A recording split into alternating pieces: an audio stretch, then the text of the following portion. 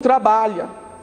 Hoje a pressão é muito grande, a exigência é muito grande.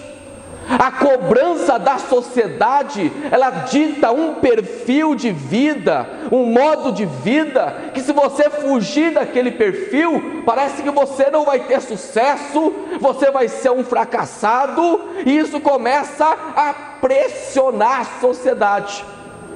Isso eu disse um exemplo do trabalho em si, mas a competição é em todas as áreas da vida hoje. Uma pressão para casar, uma pressão para ficar noivo, uma pressão, em todas as áreas tem uma cobrança excessiva. O mundo exerce isso. E o mundo, meus amados irmãos, o mundo é do maligno.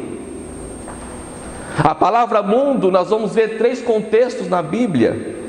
Existe o mundo cosmos, planeta, terra, céus, mares. Existe o mundo pessoas. João 3,16, Deus amou o mundo de tal maneira que deu o seu único Filho, unigênito, para que todo não pereça, mas tenha vida eterna.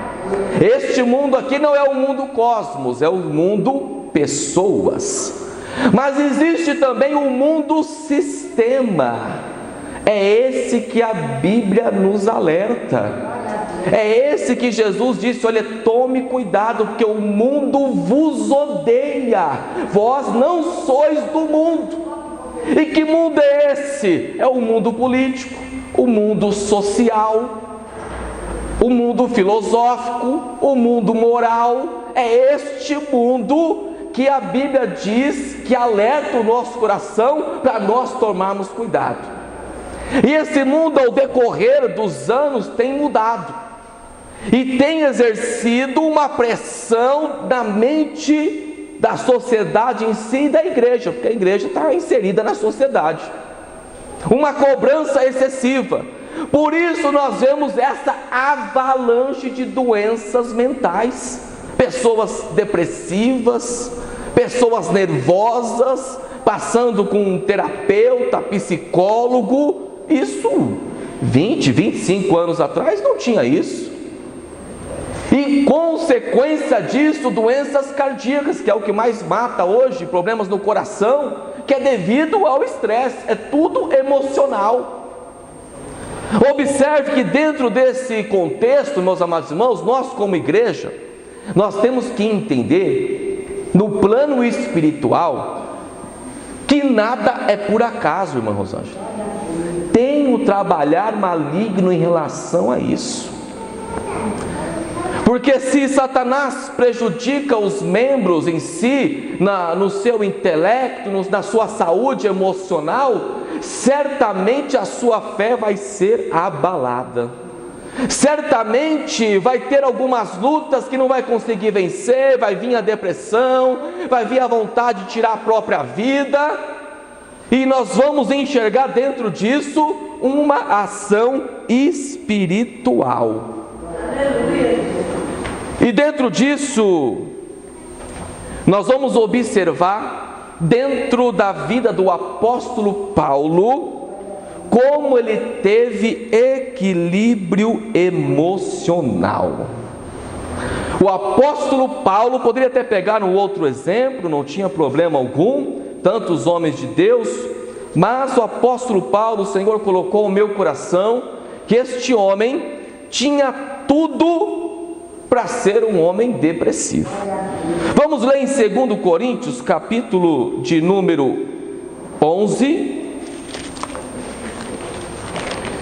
2 Coríntios, capítulo de número 11. Nós vamos discorrer aqui um pouquinho, só um pouquinho, que Paulo passou.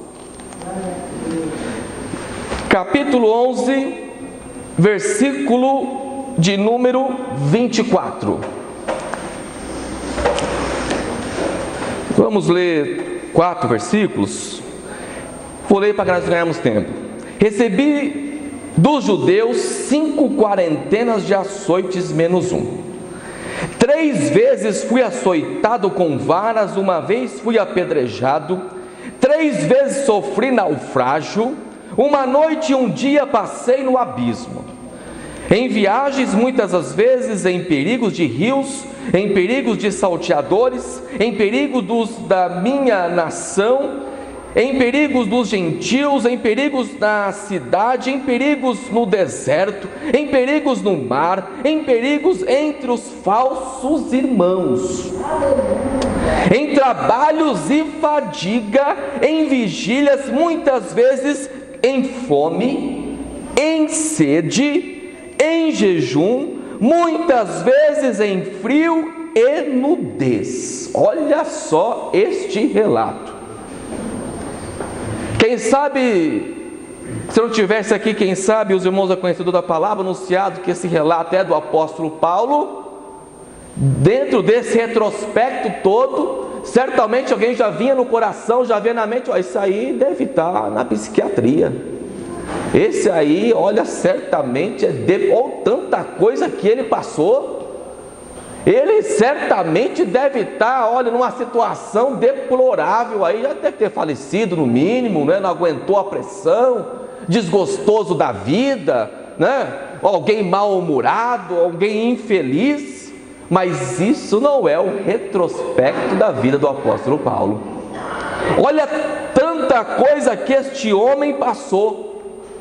E por que ele conseguiu manter um equilíbrio da sua vida emocional?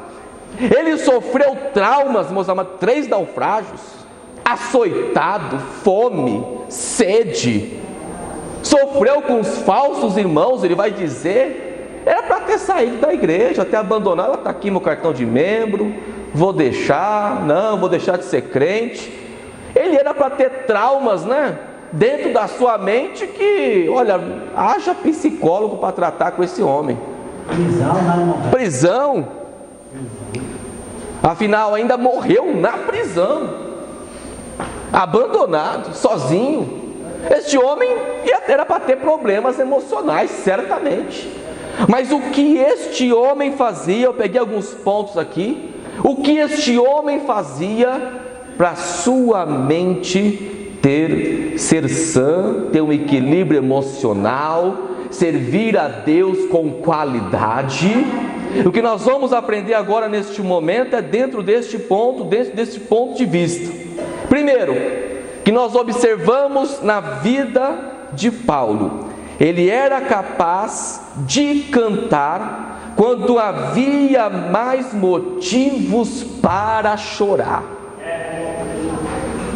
Paulo tinha essa capacidade dentro dele. Em Atos 16 o texto vai dizer que ele vai preso, ele juntamente com Silas, é açoitado. Meus irmãos, ele e Silas ali tinha todo motivo para passar a noite chorando, para passar a noite lamentando, dizendo que estava sozinho, que iria morrer, que ninguém ligava para ele, mas ele resolveu adorar a Deus. Aleluia! Ele tinha todos os motivos. Se o texto dissesse que ele chorou a noite toda, eu não ia tacar pedra em Paulo de maneira nenhuma. Afinal de contas, ele tinha motivo para isso, irmã. Mas ele dentro dessa circunstância, ele preferiu adorar a Deus. Por isso que o emocional de Paulo era equilibrado. E eu digo aos amados irmãos nesta noite, quem sabe eu não sei a luta, quem sabe que você possa estar passando, quem sabe você, olha, eu estou vivendo um momento que é motivo de chorar. Mas eu digo para você nesta noite que adorar é melhor. Adorar tem o poder de curar a nossa alma, de restaurar o nosso ser, aleluia, e nos dá equilíbrio para continuar a caminhada, aleluia. Quer ter um equilíbrio emocional bom, agradável? Melhora a sua adoração, melhora o seu culto a Deus, Melhore a sua presença na casa de Deus, servindo a Ele. Aleluia! Você vai ver que essa angústia, que esse estresse vai partir em retirada. Louvado seja o nome do Senhor. Noite o exemplo do apóstolo Paulo. Qual outro segredo deste homem? Ele sabia fazer uma leitura positiva das tribulações em si. No livro de Romanos, capítulo de número 5,